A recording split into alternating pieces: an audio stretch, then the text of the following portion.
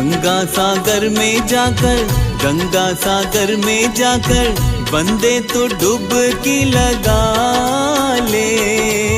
मकर संक्रांति यूं मना के बंदे थोड़ा सा पुण्य कमा ले।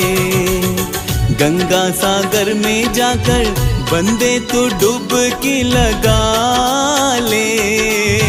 मकर संक्रांति यूं मना